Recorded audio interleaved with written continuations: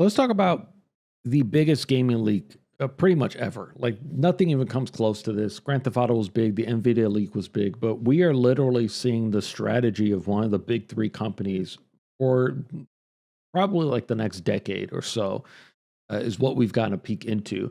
I'm going to go through these. I'm going to try to be as efficient as possible because I don't want to waste any time here. I want to start off with this slide right here, which is called Xbox Gaming Beyond.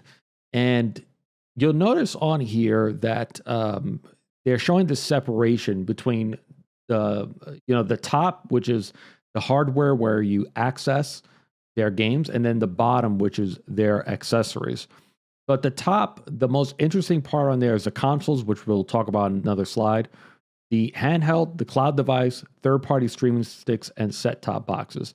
Now, the streaming sticks and set-top boxes is not something that has been realized yet, but it's something that I talked about that Xbox need to do. They need to approach companies like Roku to get the Xbox application on there. So it looks like that is part of their strategy. The cloud device being here is also interested because that is Project Keystone. As we know, it was confirmed by Phil Spencer. He had the prototype on his shelf. He claimed that it wasn't funded. This slide says contrary. This slide says it was funded. Now, it could mean that something had changed. It also could mean that when Phil said that at that point in time, it was already canceled. But when you look at the strategy that they're trying to show here, it actually would make sense that that cloud device would exist, which I've always said that would probably cost around $100 probably. The interesting one here, though, is that handheld. And the reason why it's interesting is because it kind of does say that Xbox is creating or thinking about creating a handheld. Because if they were alluding to other handhelds, like Steam Deck, for example, you would have seen a picture of a Steam Deck, or it would have said 3P handheld. It just says handheld on there, which is really, really interesting to see Xbox considering this, and I think it is a really, really good idea. Now, at the bottom, we get a few new accessories. We have the one-hand controller, the mobile controller, premium controller, and the gaming keyboard and mouse. Those are things that are not announced yet. The premium controller we're going to see in a future slide. The gaming keyboard and mouse is something that I think is kind of interesting to see. Maybe it's something that would also connect to that cloud device, connect to your Xbox, connect to your PC. Maybe they're expanding keyboard and mouse options for the Xbox, which I think would be really good. The mobile controller is interesting because it looks like something that could be separated, used almost like Switch controls, but also I could see that it maybe has a base behind it, so you can just click it into a cell phone. And then, of course, you have this one-hand controller, which is up in the air in terms of how that works. To me, it sort of looks like a very introductory kind of product, something that you would sell for like $30. Maybe it has an accelerometer inside, but it wouldn't have things like vibration. But that's probably targeted more towards television users. And maybe there's like a very focused subset of games that you have access to when you're using that controller. So maybe it's things like a Vampire Survivor or something that you wouldn't need that many buttons for. This slide is very interesting because it shows the amount of Xbox Game Pass subscribers they hope to have.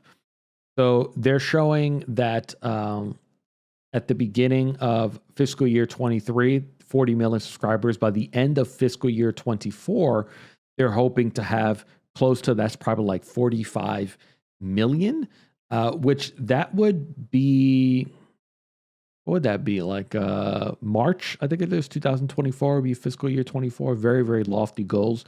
But they're hoping to have 100 million by fiscal year 2030. And they're hoping to use cloud first, PC first, and console first, and multi-device gamers to get there, with cloud first probably being the most important point of growth, because now you're trying to capture people that would traditionally not buy a $500 system and try to sell them a controller instead. In this slide, this shows the Xbox Series X refresh. Now, this is one of the things that, I'll be honest, I'm a little bit confused by. This shows the new design, which looks like a cylinder. It's hard to tell the scale. I'm going to assume it's a little bit smaller than the Xbox Series X. But the big things about this is that it has faster Wi-Fi, better Bluetooth. It includes that new controller that we're going to show in another slide. More storage. It has 2 terabytes. It has USB-C front port with power delivery. And then it says same great price, $499. The reason why I'm confused about this is because they're calling it a refresh, but they're calling it all digital. So what this is essentially telling me is that this is supposed to replace the Xbox Series X, but then that would mean that at some point in time, there would not be an Xbox with a disk drive, which to me, I kind of don't understand unless they're going the PlayStation 5 route, which we know that it was leaked that PlayStation 5 is introducing a digital PlayStation 5 that has a disk drive add-on that you were to snap into the PlayStation. There's zero mention of this. So this is why this to me is confusing. Maybe put down in the comments if I'm looking at this wrong, that they're basically telling us that at some point there's not going to be an Xbox Series on the market with a disk drive, which it's just something that I find unbelievable. I just can't believe that. I refuse to believe that all those discs would essentially be abandoned unless you bought an original Xbox Series X before it was replaced with this one. I just find that a little bit hard to believe. Then they showed the Xbox Series S refresh. So it has those Wi-Fi and Bluetooth improvements, that same sustainability improvement as the Xbox, so lower power to get it working. Bigger storage, so 1 terabyte. The current one is 512 megs. Has that all new controller, $299. So it's good to see Xbox sticking to their history of confusing consumers when it comes to consoles in the market, because they're introducing that black 2 terabyte for $350.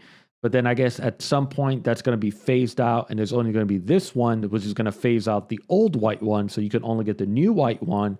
That's $300, but it's 1 terabyte, which is the same size as the black one, but this one's actually going to be cheaper for $300.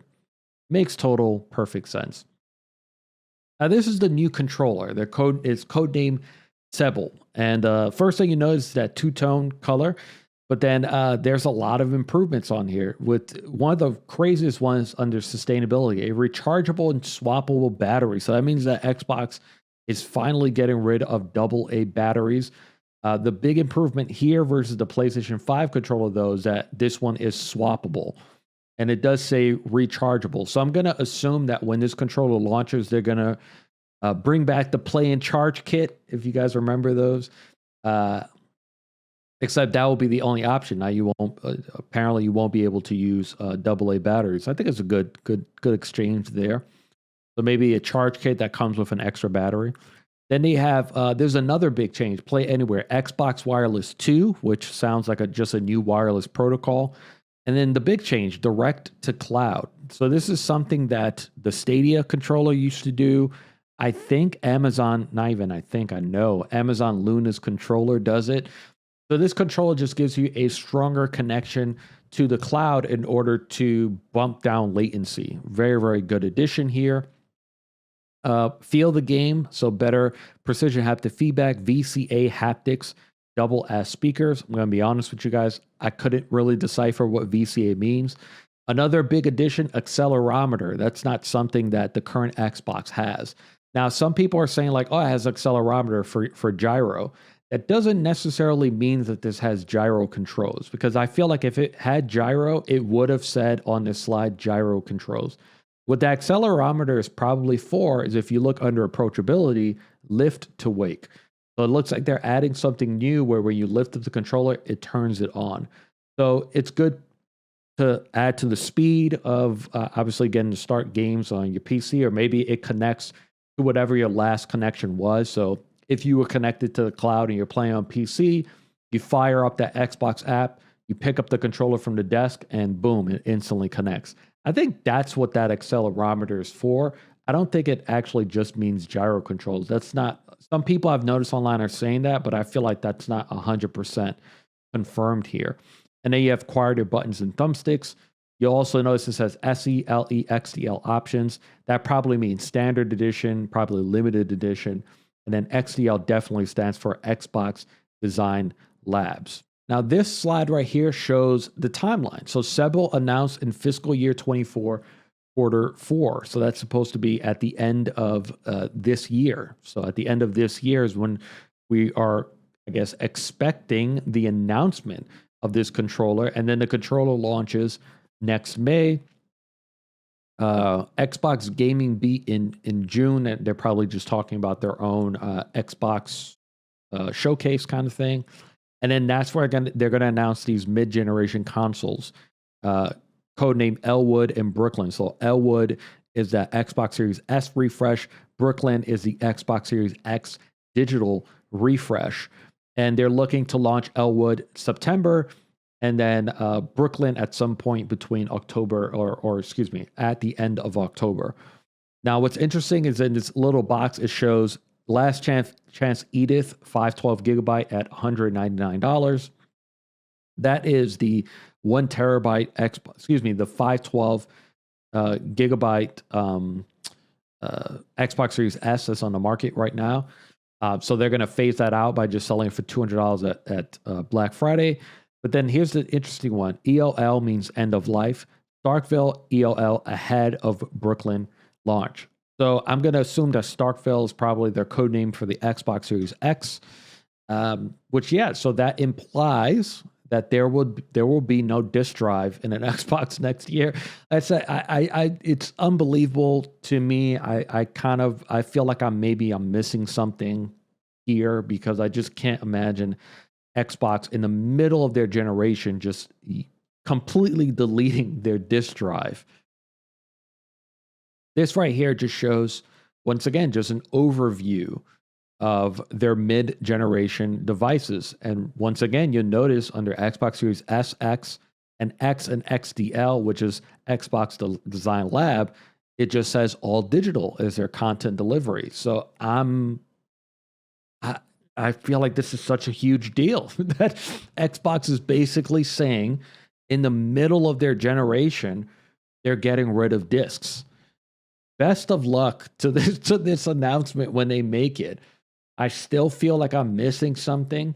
And when this broke this morning, I feel like no one was really paying attention to this. Like, anyone that was tweeting and talking about this, no one is talking about the fact that Xbox is now telling us that in the middle of their generation, at some point in time, what are we talking about? Like early 2025, you're going to walk into a store and there's going to be a bunch of discs just sitting on the shelf, and you won't be able to buy those games unless you bought an Xbox Series X before they phased it out with this new digital one. It's insanity. So I still feel like there's kind of no way that this could be happening, but obviously we'll have to wait and see, I guess. Then we have this other really big leak, which is essentially leaking what their plans are for their Generation 10 console. It says, develop a next generation hybrid game platform capable of leveraging the combined power of the client and cloud, deliver deeper immersion in entirely new classes of game experiences. Then it goes into a little bit of the technicals of what their silicon strategy is, the graphics innovation there at the bottom, and then right all the way at the bottom, you'll see where it says Thin OS, lacking Thin OS for $99 consumer or handheld devices. So trying to take the operating system for that next Xbox and ensure that it works on $99 consumer and handheld devices. Now, that $99 consumer could be something like that Keystone device, for example, that connects to your TV. Maybe that's something that could just get an update, for example, that gets a new OS. And of course, something that would work for handheld devices. Now, the biggest thing here is going to be that next generation hybrid. Very, very interesting to see. Now, Xbox's probably biggest example of a hybrid video game would be Microsoft Flight Simulator. That is a game that you need the internet in order for it to work, because it must stream what they claim is petabytes of data for you to get that very realistic recreation of the entire planet of Earth. So you need the cloud for that game to work. What this slide is telling us is that this next console requires the cloud. It's something that is going to be a fundamental part of the system's creation, which to me is very, very interesting because it makes it sound like if you do not have internet, you cannot use this new Xbox. And this could be essentially, it could be Xbox drawing this line in the sand of saying, sorry to leave you behind if you don't have access to internet, but you're going to need it in order for our games to work. Now, this leans very heavily, I think, because on one hand, they look at it as like, in order for us to have the growth that we want to have, we need to leverage online because that's the way that we're going to sell this new thing of making the controller the hero. You need the internet in order to make the controller the hero because now you don't have hardware running those games. You have hardware, miles away from the person that's accessing it on their cell phone or on their television. So maybe there is this strategy within Xbox that says, if this is our strategy where we're leaning so heavily on online, why don't we adopt that strategy into our hardware also? Obviously, we can see how this could bring a lot of problems, which essentially this would mean that Xbox would be creating a console that if your internet goes out, there is absolutely nothing you can do. Currently, right now, yes, there are some games that you need online for that if there is no internet, you just can't play it. But I still, if I'm not mistaken, the majority of games still, there is an offline way to play it, right? Right now, I have Resident Evil 4, right? If Resident Evil 4, my internet goes out and I pop Resident Evil 4 into my PlayStation 5, I'm still able to play it. This to me is giving me like flashbacks of the Xbox One announcement when they tried to sell the concept of DRM on the discs and stuff like that. This is crazy. I mean, obviously, I am, sort of guessing at this point. I'm sort of reaching this conclusion based upon this sentence. But I don't understand why that would be your vision, developing a next generation hybrid game platform capable of leveraging the combined power of the client and cloud to deliver a deeper immersion, and then that not be a requirement. It's going to be very, very interesting to see because it says right there, we will enable new levels of performance beyond the capabilities of the client hardware alone. Now, of course, this could be optional. It could be something where Microsoft is saying like, hey, if you want to build these types of games, you can, but you also have the option that you don't need to use this, but there probably will be a subset of games that are basically saying like, yeah, you actually do need to leverage the cloud in order for this game to actually work, which means that you will not be allowed to play this offline. This slide right here, they're showing every innovation that they brought into Xbox dependent on when that hardware dropped. So you notice what the original Xbox is Xbox Live. Then they go to Connect. That really didn't last very long now, did it? The digital media store, very true. That did last very long. Xbox One, Xbox security processor, which that was kind of canceled almost immediately when Sony and all the fans dunked on you. Then you have Project X Cloud, which they look at as their major innovation. And then now you look at the end, cloud hybrid games. So to me, immersive game and app platform, to me, that on paper, that sounds to me like they want to create a system where you need the internet for the games to work. Now, look, speaking for myself, that's not a big deal. I think in a given year, I've lost internet twice. Maybe there's been like once or twice where it's like, all right, I guess I'll read a book for the rest of the day or something like that. Or like I was on my cell phone because I still have access to the internet on my cell phone.